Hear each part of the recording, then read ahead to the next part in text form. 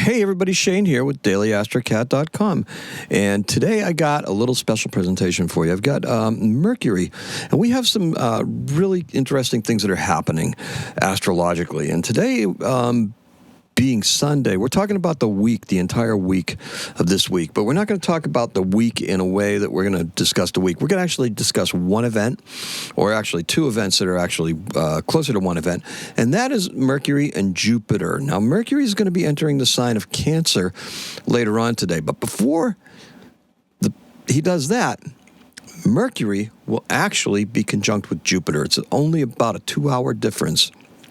And that is going to occur at the anaretic degree. Now, let's get into this, okay? Because I got a little bit of a presentation here, not quite sure how I'm going to integrate it into this. However, we're looking at doing this in a very, very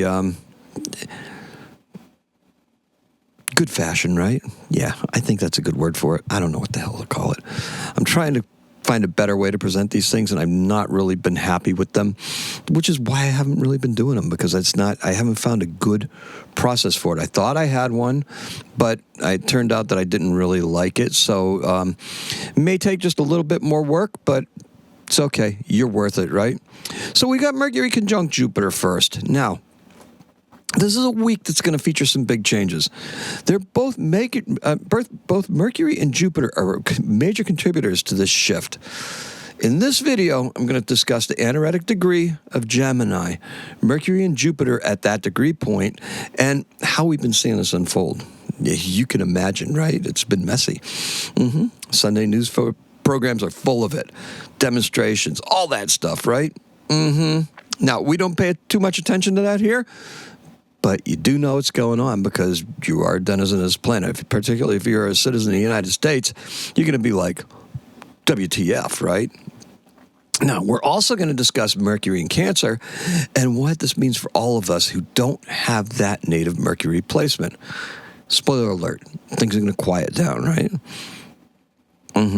Now, and we're also going to talk about how this is going to color thought processes and communications for all of us, not just people who happen to have that native placement of Mercury in Cancer, but everybody's going to feel a little bit of this because it colors that, right? There's an expression of it that begins to go through the entire, for lack of a better word, it's a zeitgeist, right? It's something that's there, that's just in the background and influences how we communicate and how we perceive these communications that are coming to us and how we're processing information, to be quite honest with you. Now, with that being said, the planet Mercury, let's just review that for a second, okay? In astrology, it governs communication, intellect, thought patterns, problem solving, and the way we process information and express ourselves. It also has to do with navigation, our nervous system, how witty we are or not, and siblings and neighbors. Okay, so now Jupiter, on the other hand, what is Jupiter? Well, Jupiter's that little light in the sky up there, right? That guy with the robe and sitting on his throne and stuff. Jupiter signifies good fortune, optimism, expansion. It's mostly expansion. It's that expansive planet. Growth, law, religion, and institutional governance, okay? Kind of like the twin pillars of institutions and government and stuff like that are Jupiter, Saturn. It's like a sign of the patriarchy, right? Long journeys also. Very Sagittarius, very Jupiterian.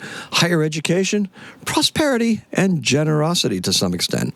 Now that we got that said, Mercury is going to first be conjunct Jupiter, and that's going to occur at 4:12 p.m.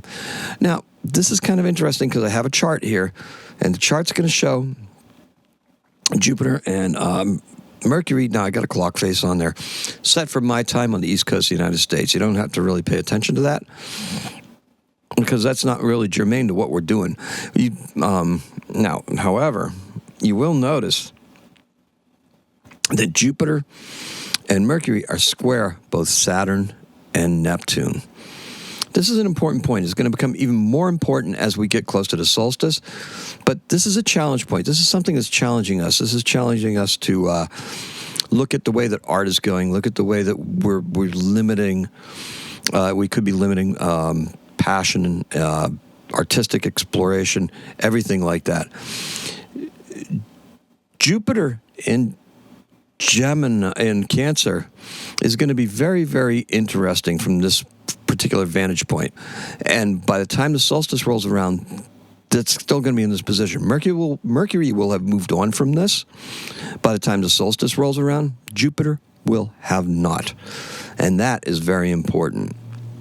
Because we're also going to see Uranus getting to that point where it's going to start entering Gemini, and that's going to be a very different thing, too. Let's stay to the thing, though, Shane. Okay. Right now we're talking about Jupiter and Mercury conjunct.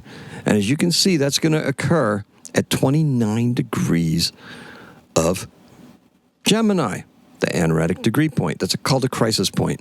That's where most of the negatives, too much talking, too many ideas, too many, particularly with Gemini concerned, right? Too many big ideas out there. Too much duplicity. It's doubling, right? But duplicity is also almost like a double word, like a duplex, right? Too much duplicity, too much machinations, too many things going on. Very, very vocal, very expanded. I was going to cut it out of there, and I just realized that I can't cut it out of the video. Okay. And very much expanded. So once we look at it from that point there, that crisis point where we're at, now you know why stuff is so noisy.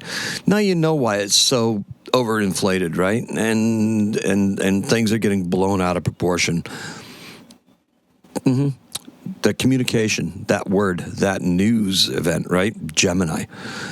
Let's talk about what it looks like on the world stage, because really what we're looking at is we have Saturn and Uranus actually in a sextile that just was perfected just a little bit earlier. That's a big deal. That limits some of this, some of the effect of it, the surprise of it, softens it a little bit, right? It makes it so that, hey, we can work with this, right? Whatever it is that you're stepping into right now, whatever the noises that you are having, whatever you're experiencing, that's going to get better, okay? And it's going to get better because we're not going to be really surprised by it. We're going to be able to work through it and with it. We also have Mercury's going to start working on some of our innermost desires as he gets further into Cancer. This is going to be a very good thing because this is this raw desire. This we will not be controlled. We will not be held back. We're going to move into what it is that we have to move into in a very intuitive manner. We're going to get into that right now. Now, as Mercury enters Cancer, like I said, we're going to see this chart happen right here. Now, this is the same darn thing practically, right? It really is. Look at, we've got Mercury and Jupiter still conjunct. They're still in a square with Uranus, not Uranus, Saturn and Neptune. Uranus is still in a sextile with Saturn. Yeah, we got some stuff going on, right? We have, if you look at the chart, you also have Chiron, trine, Mars. That's kind of a good thing too, right? Yeah. We also have the moon trine both Neptune and Saturn. So what is that going to do for us? That's going to put us in that creative mood, right? We're looking at it. We're thinking about this now, right? Because this is the thought. This is how we're operating. The moon is close enough to be towards the end of Scorpio to be just about in a trine relationship with both of those planets in the very early degrees of Aries. What is that going to do for us? What would that do for us? Well, I'll tell you what it's going to do for us. It's going to put us on track to follow our own creativity and our own passions. This is something that's going to allow us to communicate a little bit better and to get that word out there. Now, how is it going to manifest for you? Well, that's a good question. Cancer is that cardinal water sign ruled by the moon. It's deeply connected to emotion, intuition, nurturing, and the concept of home and family. It also represents birth and incarnation. Gateway of man, right? Yeah, the mother. That's what the moon is. The moon is that divine female, the counterpart to the masculine sun. Okay. It marks the summer solstice, and it's a turning point where the sun begins its symbolic descent. That's right. We're at the sun is at the lowest point. Now we start diminishing, right? Cancer is a creative water sign. All the water signs have innate artistic abilities associated with them.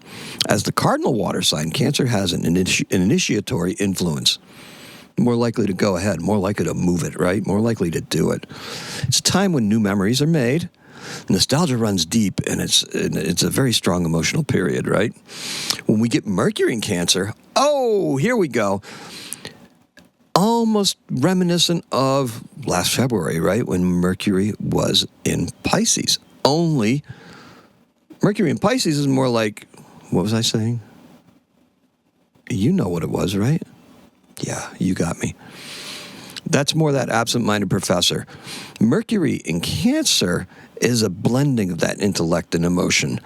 It's very reminiscent of that period, but intuition is heightened, just like that, and logical arguments, no, it's what I feel. If I feel that it's right, then I'm going to be relying upon it. We're relying on our gut intuition at this point. All the noise of Mercury in Gemini, oh man, that's going to go very quickly go away. Things have been loud. Now we're not going to process that because we're not there. It's not speaking to us internally. It's not speaking to us intuitively. Instead, we're going to focus on nurturing behaviors and forming social connections. The moon is the ruler of Cancer. Remember, she also represents tribe. That's the people we vibrate with, right? Our tribe. That's what it represents in astrology. This is a great time for you to begin expanding that tribe through nonverbal and verbal communication, what you do, how you reach out to people, how you're communicating. If you're getting what I'm putting down, hit that button, subscribe, and let's do this. We do this every single day. Do it every week. Do it every month. Okay? 8 years, that's what we're looking at. This is our anniversary week. So we're beginning our 8th year doing this.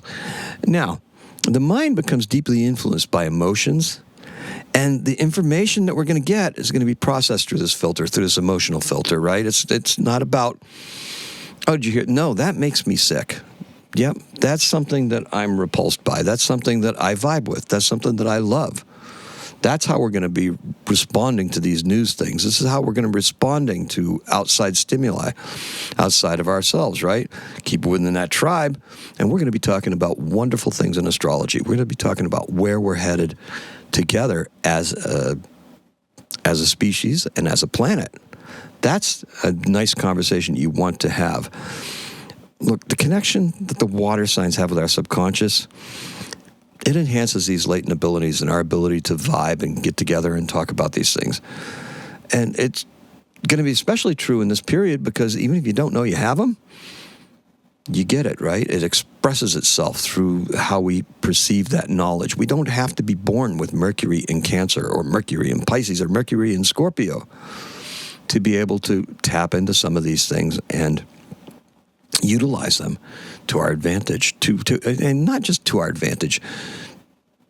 It's just a different way that we're going to have of taking in information and communicating with each other. And that's what I have for you. Very simple, very direct. Make Daily AstroCat part of your routine. Visit the podcast every day. Visit us at daily-astrocat.com. Read the blogs. Thank you so much. I appreciate and love every single one of you. Make sure you subscribe and click to receive notifications down below. It really helps. It helps get the word out there. And we got a lot of stuff to get out there. Happy Astrocatting.